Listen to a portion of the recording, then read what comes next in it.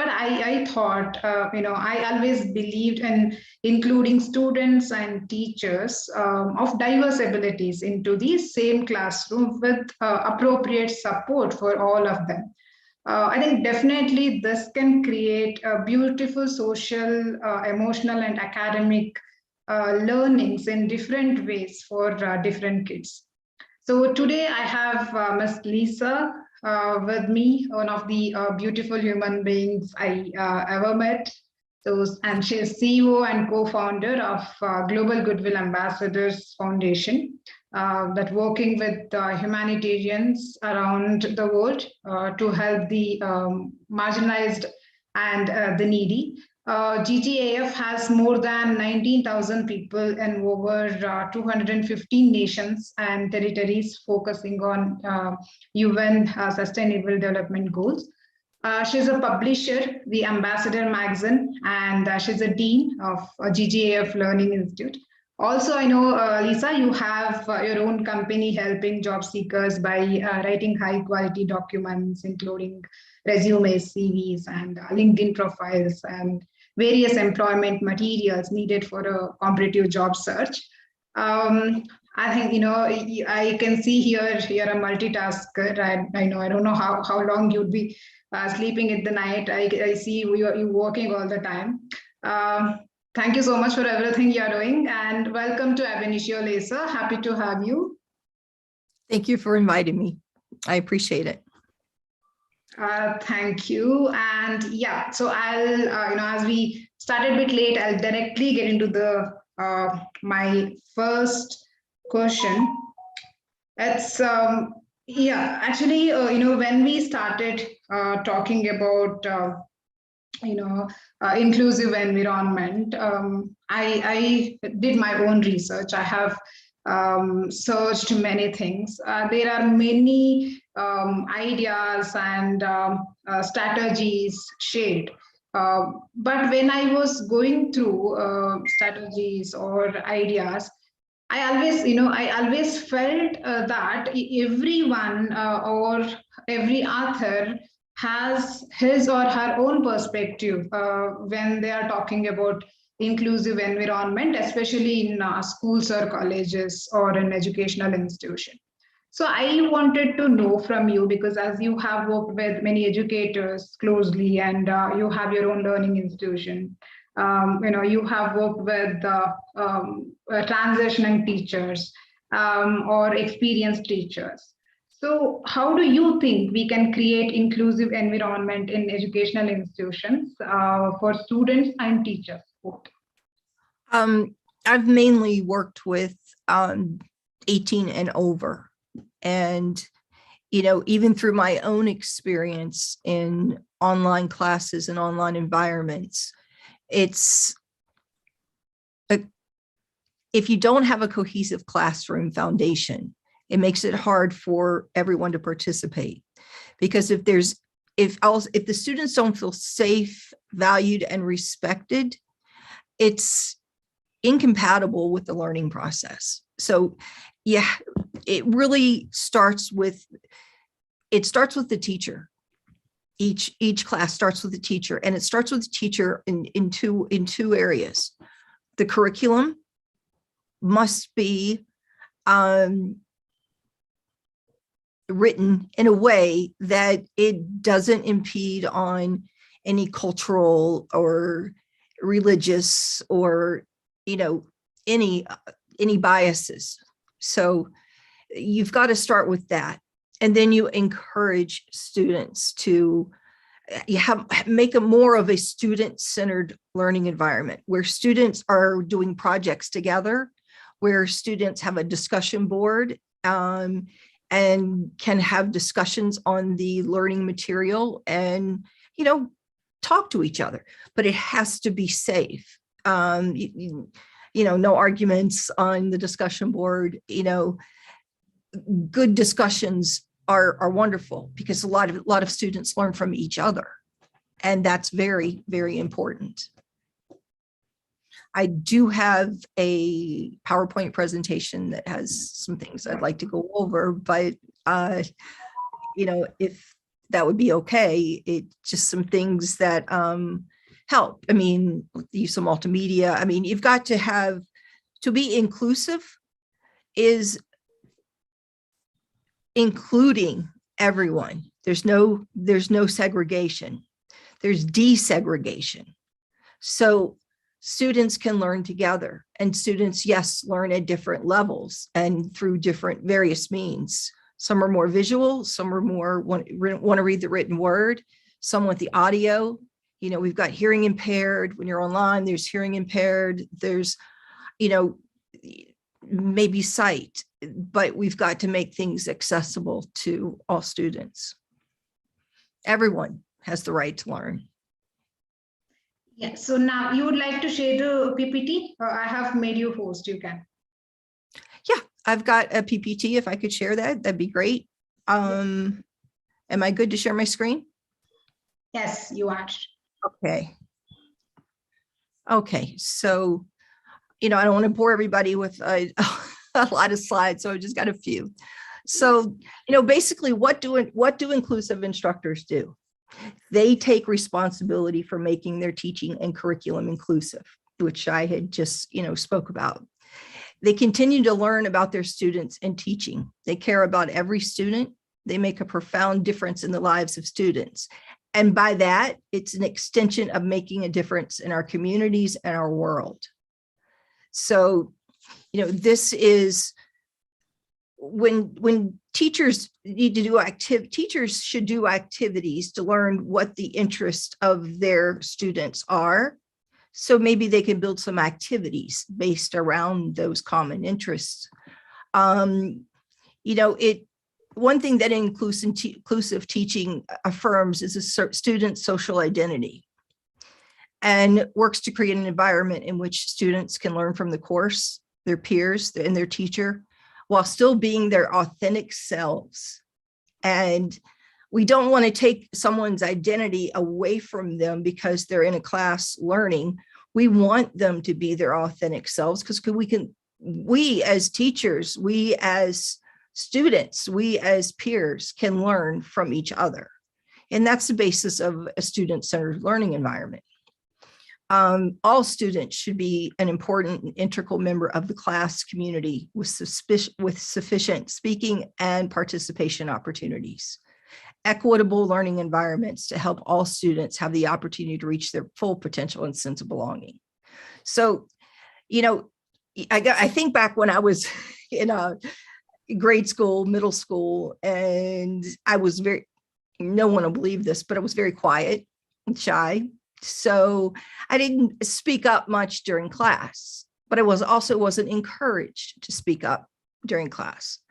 I wasn't scared, I just didn't feel comfortable. So, you know, that's where things have to change in, you know, classrooms. And when you start including everybody, some of the bullying will go down too, that happens in all ages. Bullying is there for all ages, but teachers have to make everyone feel like they're needed, and they are. So, you know, accommodations, and you spoke a little bit about that. And you know, students with disabilities and specific learning needs, teaching through various methods such as multimedia, written and verbal instructions. Students who are hearing impaired, we need to make accommodations for them. It's not changing the content, but it's making it accessible to all students. Equity. International students are an integral part of the community and are often excited to learn in a different culture to further their educational goals. Domestic students can also learn from international peers. Now, I have learned a great deal from the students we've had go through our Learning Institute. I've learned a great deal being part of GGA. So, I mean, by the time I wake up, I've talked to 5 or 6, by the time I wake up, by the time it's by 6 a.m., you know, I may have talked to 5 or 6 different people in different countries. It's second nature to us all in GGA because we make it a family. We feel like a family. Social belonging. a feeling of connectedness, accepted, respected, and important to the school community. Social belonging is a human need. We all want to, and we all need to feel like we're part of a group and we can identify with the members. And that's where teachers can help with that. Inclusive teaching helps learners feel they belong and their cultural and life experiences are valued. It involves examining the language and the content of the course from the stance of inclusion. There is evidence that social belonging is associated with higher academic achievement for students. The more that someone feels they belong in the class, they're going to be more excited about learning. They're going to be open to asking questions. You know, I'm a who, what, why, when, and how person. So when I take classes, I'm okay, why?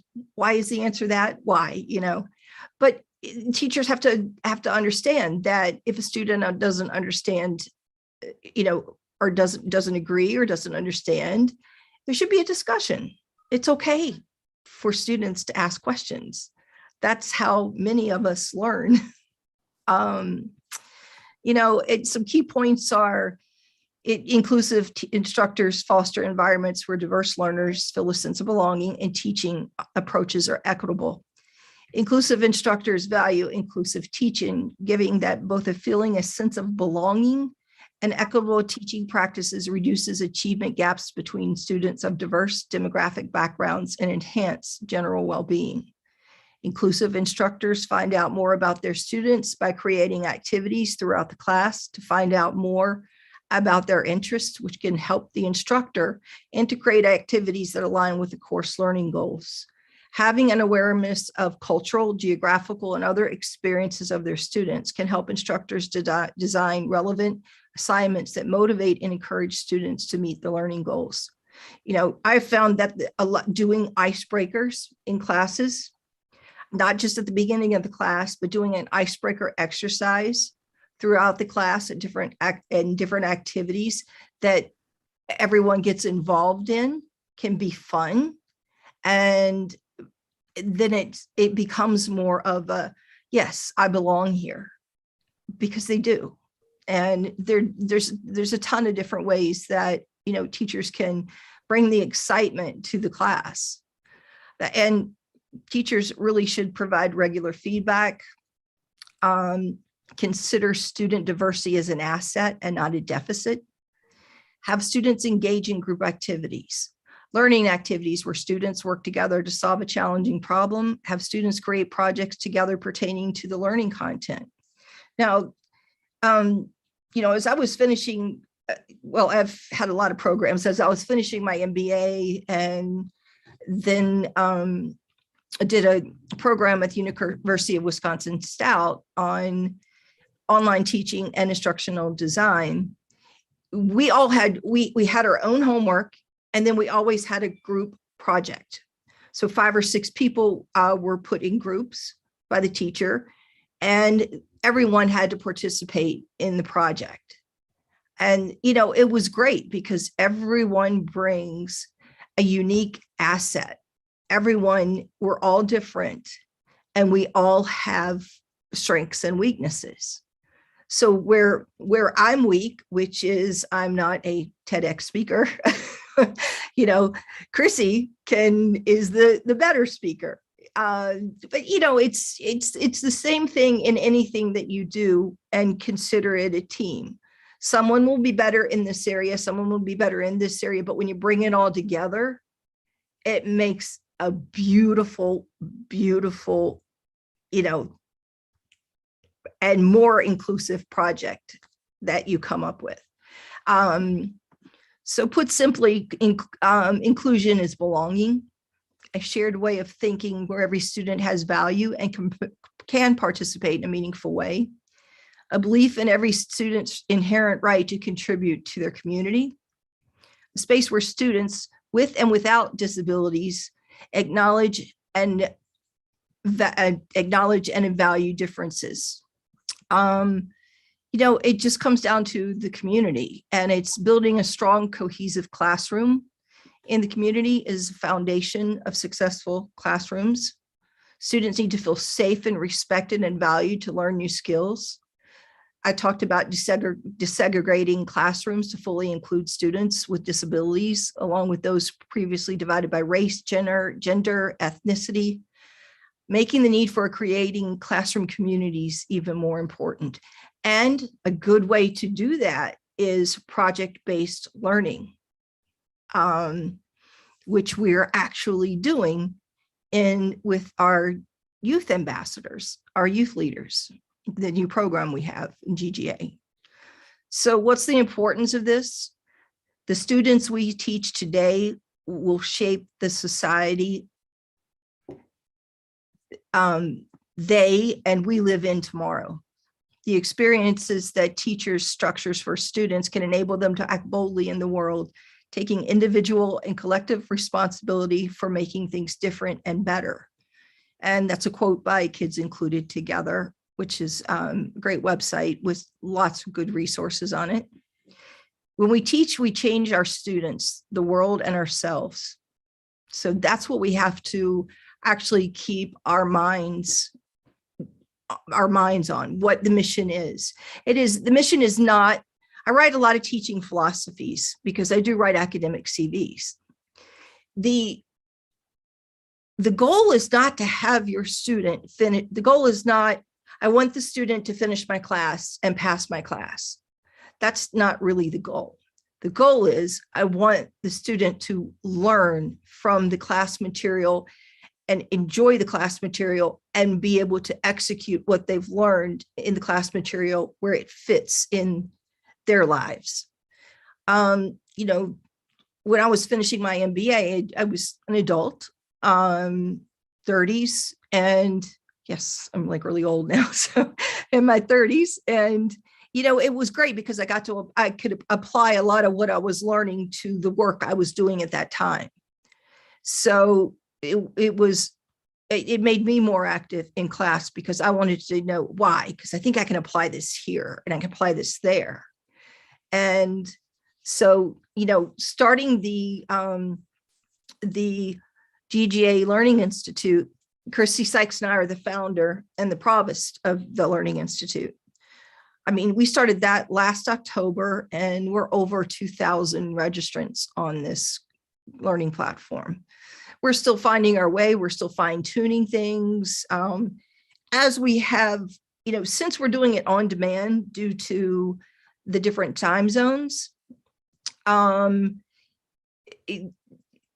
there's not a lot of discussion on some of the discussion boards, but the discussion boards are there if anyone wants to use them. So as we get more people in, say, one class, we'll start putting some, I know Chrissy uses it already, putting some questions on the discussion board and letting the students discuss with each other. So, but just with our, you know, our youth ambassadors program, this is project-based learning that we're doing. We're having, you know, they went through 2 classes. My Body is My Body, Chrissy's class, which is extremely important. And they went through the SDG course. So, and now we've given them projects they can do or come up with their own project for children, community, and the environment. So they're in the process of creating their projects. And that's where they're really going to learn, because they're going to find out more about the needs of their community and how to fit those needs and help others. So it's, you know, GGA has been very happy. You know, I love working with Chrissy. Chrissy and I are the publishers of the magazine too. So she's amazing, as we all know. That program, My Body is My Body, is amazing. But we're also putting up professional development courses, because we want people that maybe don't have access to a higher level education, access to schools, money for school. We want to give them classes that will help them as they go through their careers and to find out what they want to do with their careers. Like one of my classes is critical thinking, which is a basis for everything that we do. So. Yeah, thank you, Lisa. I think you have covered my second question also. I just wanted to ask about GGAF because I have completed my My Body is My Body program. Those who don't know the program and watching this, My Body is My Body is the program was created by Chrissy, and that is complete program is towards creating awareness about body safety amongst children, and that is it is a try or effort to prevent and abolish child abuse.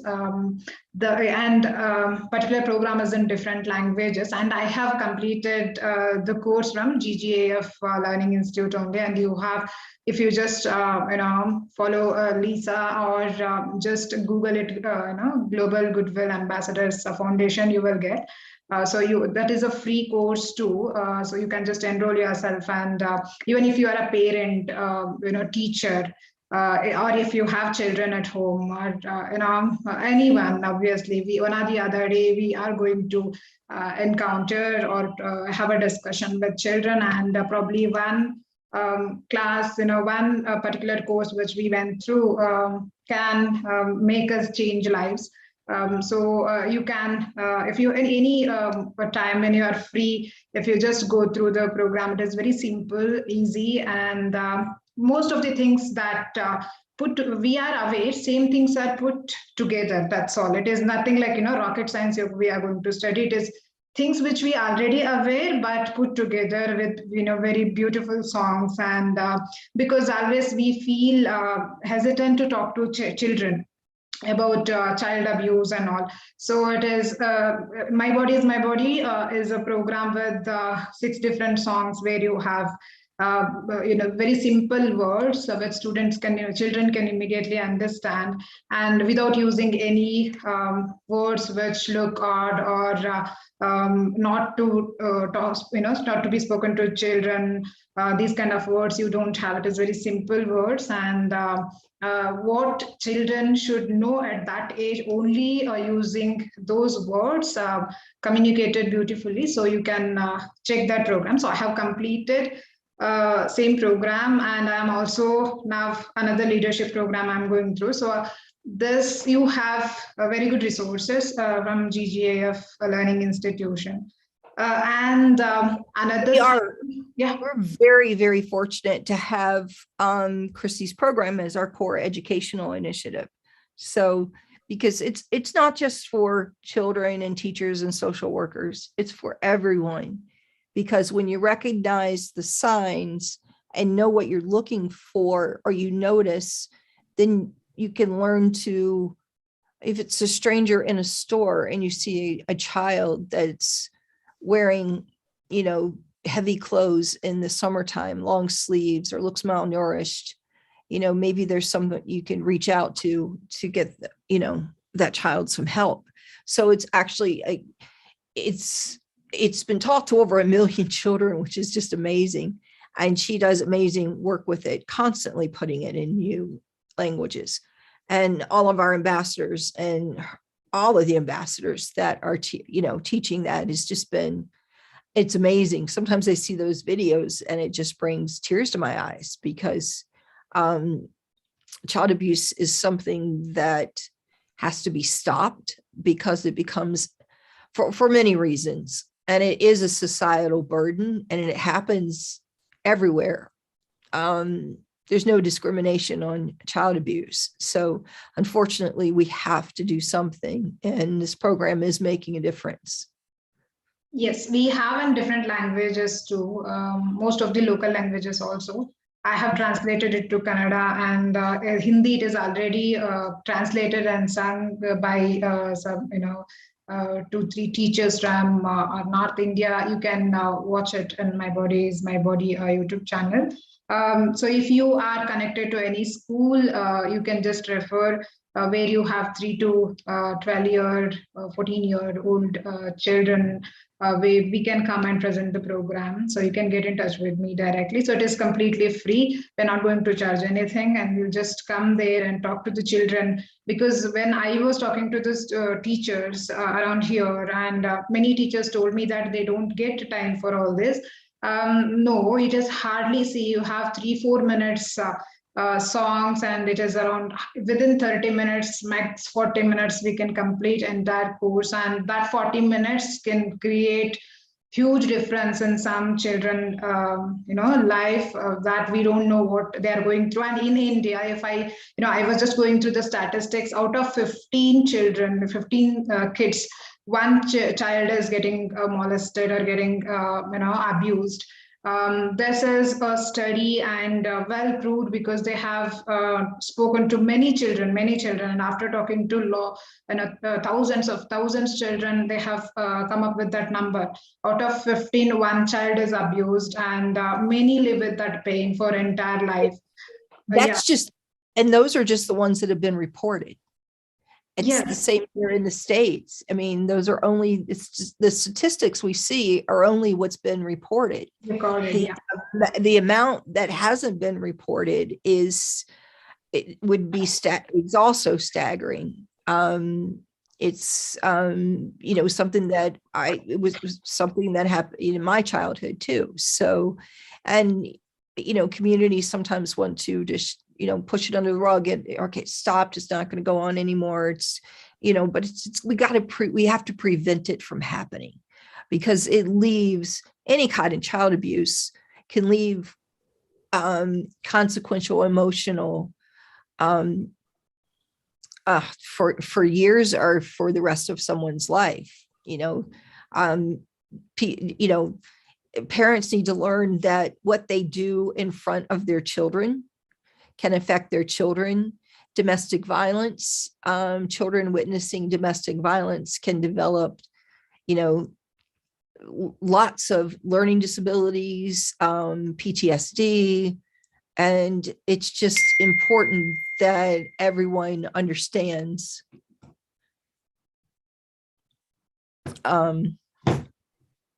It is an important program. I recommend the program for everyone to take. Women, men, just, share it in your communities, your churches, wherever you can. Yeah. And it's, I feel that, it is very, especially here in India, or I think it's same everywhere. Though we say that we are advanced and we treat our children like friends, all that. So what happens when they are young, 3 to 7 year or 8 year, in this process of protecting them from all the bad, we will try to hide many things from them, and we don't talk. We feel that they should not know all these things. So what happens? We completely ignore, rather trying to make them be aware of few bad things, or abuse that can probably affect them later. But we will try to avoid talking everything about it, and probably that mindset or thought process we have to change in parents, and that is only possible through schools. I always felt that in parent teachers meeting, whenever I have witnessed, it is always that only kids behavior, you will have complaints, you will have